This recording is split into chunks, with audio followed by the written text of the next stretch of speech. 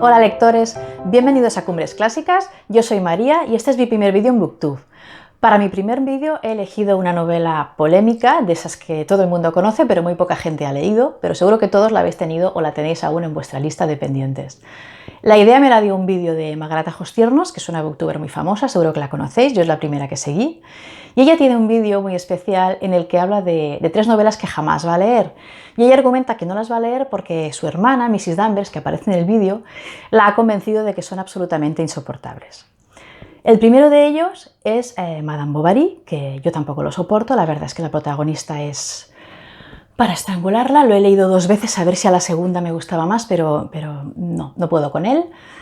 El segundo es El guardián entre el centeno, que también tiene un protagonista insoportable y eso creo que lo compartimos bastantes lectores, o sea que yo tampoco lo recomiendo. Y el tercero es Moby Dick. Y ahí yo me quebré, porque para mí Moby Dick es un libro, importantísimo, es un libro vital. Y entonces dije, yo tengo que hacer un vídeo hablando de Moby Dick y dando una opinión contraria. Mi intención no es criticar el vídeo de Magrat, de hecho es muy divertido. Pero Mrs. Danvers en el vídeo cuenta que Moby Dick solo habla de las ballenas, de la caza de ballenas, de los tipos de ballenas, del aceite de ballena. Y es verdad que habla de todas esas cosas, pero a mí me gustaría explicar un poquito más de qué va el libro y a ver si os convenzo de que os lo leáis. En todo caso podéis ver los 2 vídeos y a ver si os decidís. Bien, hablaré un poquito del autor, después de cómo se creó la obra y finalmente del libro en sí y de qué es eso que le da tanto miedo a la gente. Cuando empieza a leerlo se echan para atrás o les resulta muy tediosa su lectura. Si tuviera que definir brevemente Moby Dick, diría que es un libro extraño. Es extraño en estructura, en propuesta, en narrativa, en personajes, en final. Todo en él es extraño y no encontraréis un libro que se le parezca, eso garantizado. Y después, otra característica que creo que es fundamental es que es un libro muy grande, es enorme. Es tan descomunalmente grande, es tan inconmensurable, que es que te aplasta, es que puede contigo, acaba contigo, de verdad. Yo cuando lo estaba leyendo tuve la permanente sensación de que el autor era una persona tan increíblemente inteligente, tan elevada, que yo no iba a poder entender todo lo que me estaba contando. Y aún así seguí leyendo porque me tenía absolutamente fascinada. Hay gente que dice que es un libro que está lleno de paja, que el autor se va por las ramas. Sí, se va un poco por las ramas, pero yo no diría que tiene paja porque de hecho, fijaos, aunque el libro es así de grande, tiene 800 y pico de páginas en esta edición, yo no diría que tiene paja, sino todo lo contrario. Yo diría que está comprimido en esas 800 páginas. Yo creo que es que no cabe, todo lo que dice el autor no cabe en esas 800 páginas. Por lo tanto, yo creo que, bueno, ya vais a ver que cuenta todos los temas habidos y por haber de esta vida. Y por cierto, de hecho, es tan grande Moby Dick que precisamente el mismo autor se perdió en ella, porque es un libro que tiene fallos fruto de su desproporción. Hay un momento del libro, hacia el capítulo 29 o por ahí, en que Ismael, que es el narrador en primera persona, desaparece y el autor no se dio cuenta de que había perdido al narrador. Y también el número de marineros varía de principio a fin, es decir, Melville también se descontó del número de personajes, o sea, para que veáis la empresa en la que se embarcó. Bien, vamos a hablar un poquito de Melville. Melville es un autor estadounidense. Él nació en 1819 y sus primeras obras no fueron tan ambiciosas como Moby Dick, sino que escribió unas cuantas obras menores de entretenimiento basadas en su experiencia personal. Él estuvo enrolado en varios barcos, trabajando como marino, y en una de estas experiencias fue que, estando en el Pacífico, en un ballenero, él desertó del barco y cayó entre una tribu de caníbales en una isla de los mares del sur y tuvo que sobrevivir entre ellos durante meses hasta que esos mismos caníbales lo vendieron a otro barco ballenero y así fue pasando de barco en barco hasta poder regresar a Estados Unidos. Y gracias a esa experiencia vital, él escribió 2 primeras obras que se llaman Homo y Taipi, depende de la edición le ponen un nombre u otro, en el que explica esas experiencias y con lo cual construye unos libros en un contexto exótico, de aventuras y son libros de entretenimiento que gustaron muchísimo en su época y de hecho ganó dinero con ellas. Pero Melville quería escribir otro tipo de libros, entonces él empezó a cambiar el tipo de literatura que escribía. Siguió escribiendo libros en ese contexto exótico, pero fue variando la temática y viró hacia temas más filosóficos, y eso no gustó tanto al público. Entonces sus editores le pedían que siguiera escribiendo como antes, pero él se negaba, y finalmente decidió escribir Moby Dick. Melville tenía muy claro de qué iba a tratar su obra, pero es verdad que hubo algunos hechos históricos de su época que le influenciaron mucho. Fundamentalmente fueron dos. El primero fue el más famoso, fue el del barco Essex, que era un ballenero que partió de Nantucket en 1820 y que fue hundido por un cachalote que lo embistió en 2 ocasiones. Todos sus tripulantes fueron a parar a los botes salvavidas y estuvieron merodeando por el Pacífico durante 2 o 3 meses hasta que fueron rescatados. Solo 8 de ellos sobrevivieron, eran creo 21 tripulantes, y Melville se había entrevistado con Owen Chase, que fue uno de ellos. Si os interesa este episodio, que es muy apasionante, hay una versión cinematográfica de 2015 que se titula En el corazón del mar, que está dirigida por Ron Howard y Owen Chase lo interpreta a Chris Hemsworth. Y la verdad es que solo por las imágenes es espectacular. El barco con las ballenas, con las barcas en medio de las ballenas, es muy Moby Dick. Seguro que hay mejores versiones de lo que es Moby Dick, pero al ser de 2015 es muy espectacular.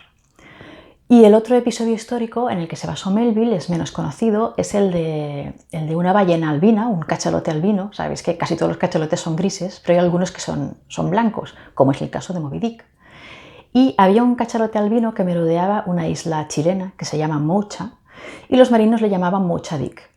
Y esta ballena tenía fama de peligrosa, de agresiva, de embestir a los barcos. Y al final hicieron falta 4 balleneros para acabar con ella. Se dice que Melville se había inspirado en esta ballena con conciencia casi humana y tan vengativa para describir a Moby Dick. Moby Dick en gran medida está influenciado por Nathaniel Hawthorne, que es otro autor norteamericano que era muy amigo de Melville, de hecho le dedica el libro. Y Nathaniel Hawthorne es el culpable, entre comillas, de que Melville se interesaba tanto por los temas metafísicos y filosóficos. Melville estuvo escribiendo la novela durante casi 2 años, estuvo en una especie de delirio, decía que su tintero era un volcán en erupción. Él tuvo episodios de malos humores, estaba hipertenso, estaba un poco histérico con la redacción de la obra. Y finalmente la obra se publicó en 1851. De forma desastrosa porque se recortó, le quitaron el final de manera que el narrador desaparecía de la historia. Bueno, fue un desastre. Y el libro tuvo muy mala acogida. Fue un rotundo fracaso de público y también de crítica. Al principio no se vendió mal, pero rápidamente decayó. Y además la crítica que vino de Inglaterra, porque en esa época había muy pocos críticos en Estados Unidos y la importante era la que venía de Inglaterra, pues fue la peor. Con lo cual Melville tuvo que ver cómo su obra se tachaba de absurda, de blasfema, y esto le dio muchísimos problemas porque además sabéis que Estados Unidos era un país muy religioso en el siglo XIX, bueno ahora también, pero en el siglo XIX la verdad es que era una cosa bastante acérrima. Y además su suegro era un juez que había dictado sentencias contra la blasfemia, con lo cual quedaron muy mal su familia. Y bien, Melville siguió escribiendo lo que a él le gustaba, se vio obligado a aceptar un puesto de funcionario de aduanas que él detestaba, pero tenía muchos problemas económicos porque sus obras no se vendían. Y aún así, él nunca volvió a escribir libros como los que había escrito al principio. Él se avergonzaba de esas obras, decían que era un insulto y una traición a su gran talento como escritor. Y de esta forma se fue hundiendo cada vez más en la oscuridad, en la locura, dicen. Tuvo que afrontar la muerte de varios de sus hijos, de su hermano, se llevaba mal con la esposa. Acabó absolutamente olvidado, amargado. Es un poco un genio autodestructivo. Y aunque al final de su vida le empezaron a llegar algunas cartas de lectores ingleses entusiasmados con Moby Dick, la verdad es que él no vivió para ver el éxito de su obra. Él murió en 1891 y la obra empezó a tener éxito a principios del siglo XX. Bien, y vamos ya a por el libro en sí. Esta es mi edición. Es una edición que compré en 2014, especialmente para leerla enseguida. Si queréis otras ediciones, vais a encontrar muchísimas, porque en 2019 fue el bicentenario del nacimiento del autor y sacaron muchísimas. Yo estas las recomiendo muchísimo. Es una edición de Valdemar con tapas duras. Aquí tenéis el autor y tiene una traducción maravillosa de José Rafael Hernández Arias. De hecho, me gustó tanto la traducción que le envié un email para darle las gracias por el trabajo, porque si os la leéis os daréis cuenta de lo difícil que debe de ser traducir este libro. Se puso muy contento porque me parece que los traductores no están muy bien remunerados ni valorados, y la verdad es que tiene una introducción suya también maravillosa. Además, esta edición tiene unas ilustraciones preciosas, las ilustraciones que salieron en una edición de 1930. Os voy a enseñar algunas. Las tengo aquí marcadas con los marcapáginas de época. Por ejemplo, tenemos esta. Tenemos esta. Tenemos esta otra, de un momento emotivo. Y tenemos esta. Bien, Moby Dick es una novela que tiene 135 capítulos, y eso en principio pues debería ser positivo, ¿no? Porque son muy cortitos. Hay capítulos de 1 página y de 2 páginas, y lo máximo que llegamos son 3 o 4 páginas por capítulo, con ilustraciones incluidas, es decir, son muy pocas páginas. Eso debería hacer la lectura más ligera. El problema de Moby Dick, por decirlo de alguna manera, es que de estos 135 capítulos, yo diría que más de la mitad, no los he contado, pero yo diría que más de la mitad no tratan el argumento de la historia. Es decir, son capítulos colaterales a lo que sería el hilo argumental, y además rompen ese hilo argumental. Eso es lo que a mucha gente no le gusta. Entonces vamos a hablar primero de los capítulos argumentales. A ver, ya sabéis un poquito de qué trata Moby Dick. Moby Dick empieza en Nantucket, donde Ismael, que es el narrador, ya sabéis que una de las frases más famosas de la literatura es precisamente el inicio de Moby Dick, que es «Llamadme Ismael». Ismael es un marinero que no tiene trabajo y que se enrola en el pesquero Pequot junto a un compañero, y ese barco está comandado por el capitán Ahab. Ahab es un marinero que está obsesionado con Moby Dick, que es un cachalote albino que le secciona una pierna en el pasado. El capitán Ahab es un personaje absolutamente sobrecogedor, es un personaje muy poderoso, es el mejor de la novela. Es un personaje muy shakespeariano, se parece a Hamlet en algunos momentos, es un poco aquello, un héroe villano, y sus momentos quizás son los mejores de la novela. Tiene una serie de soliloquios de mentes bastante poderosos. Y yo, si tuviera que achacarle un problema, un defecto a Moby Dick, sería precisamente que Ahab no sale lo suficiente. Sin embargo, siempre oímos su pata de palo golpeando en la cubierta o en el camarote, y eso nos da señales de su omnipresencia. Y bien, todos estos capítulos argumentales lo que hacen es describirnos cómo pues este pesquero caza diversas ballenas, te explican todo el proceso, es cierto, te explica la vida ballenera, y hasta que se llega al final. No os vayáis a creer que Moby Dick sale en todo el libro, es decir, sí que sale, ¿vale?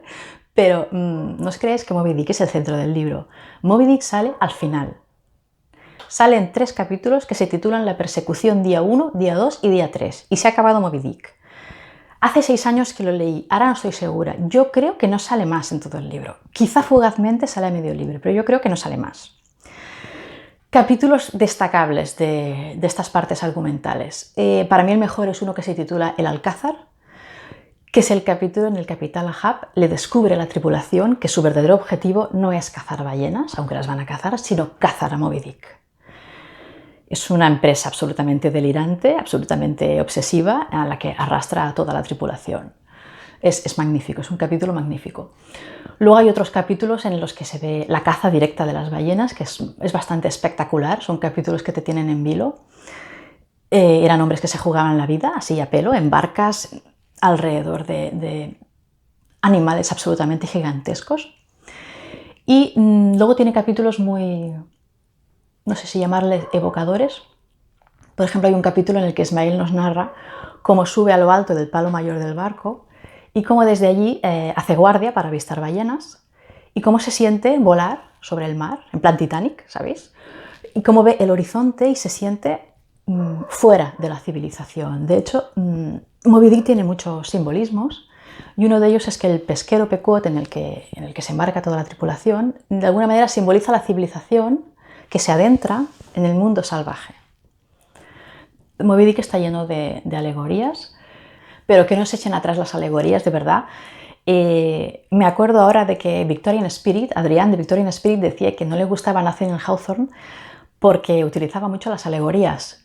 Bueno, si me ves, que sepas que yo tampoco congenio mucho con Nathaniel Hawthorne y en cambio las alegorías de Moby Dick sí que me gustaron.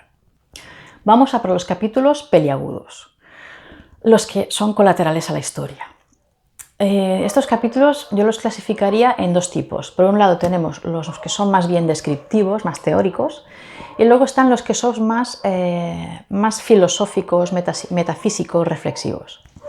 En cuanto a los descriptivos, los más claros ejemplos que os puedo dar son dos capítulos que se titulan Cetología 1 y Cetología 2, así, a palo seco. Y en él, Melville lo que hace es describir toda la clasificación taxonómica de las ballenas del siglo XIX. Claro, yo entiendo que pueda ser desconcertante para algunas personas, a mí me parece muy interesante, porque además es que está muy currado. Pero bueno, si no os gustan, os los podéis saltar, porque como no son argumentales, no os vais a perder nada. Y luego, en cuanto a los reflexivos, a mí el que más me gusta es uno que se titula La blancura de la ballena, es uno de los más famosos, y es un capítulo en el que Melville reflexiona y nos describe el imaginario colectivo de los marineros en torno a esa blancura de algunas ballenas. Ellos tienen una serie de supersticiones sobre esos pocos cachalotes que son blancos como Moby Dick, que les dan miedo y que pueblan sus pesadillas. Entonces Melville compara la palidez de Moby Dick y de algunas ballenas blancas con la palidez de la muerte, con el color de los fantasmas y con toda una serie de cosas que, bueno, es que yo no os lo sé explicar bien, pero es que es poesía. Es maravilloso. Luego hay otros capítulos, como no todos los capítulos se pueden separar de este tipo o de este otro, hay algunos que están mezclados.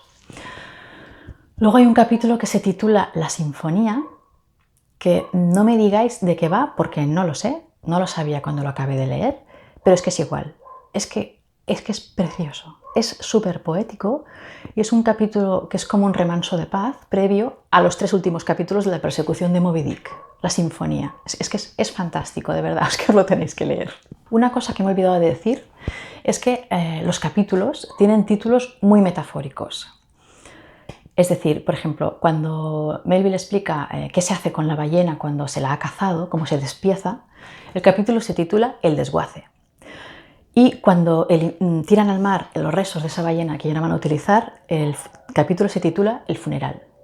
Todos los capítulos son así de breves y de certeros en su título. Y bien, en definitiva, tampoco os quiero explicar mucho más. No sé si os he asustado definitivamente o si se os ha animado a leerlo, pero Moby Dick es un libro muy evocador, es un libro muy potente, es un libro muy deslumbrante, es un libro que de alguna manera lo que hace es reflexionar sobre las verdades del ser humano a través del mar y sin duda no es una novela de personajes, es una novela para vivir una experiencia, para dejarse llevar. Leer Moby Dick es como sentarse en una barca, soltar amarras y dejarse llevar al mar y vivir una experiencia en un mundo nuevo y desconocido. Es como salir un poquito de la civilización y entrar en el mundo salvaje. Creo que si sois muy lectores de clásicos, si no, no, pero si sois muy lectores de clásicos, yo creo que vale la pena leerlo, solo por el hecho de que es un libro único, es un género en sí mismo, es como cuando lees En busca del tiempo perdido de Proust, que es que no vas a encontrar nada que se le parezca, es único.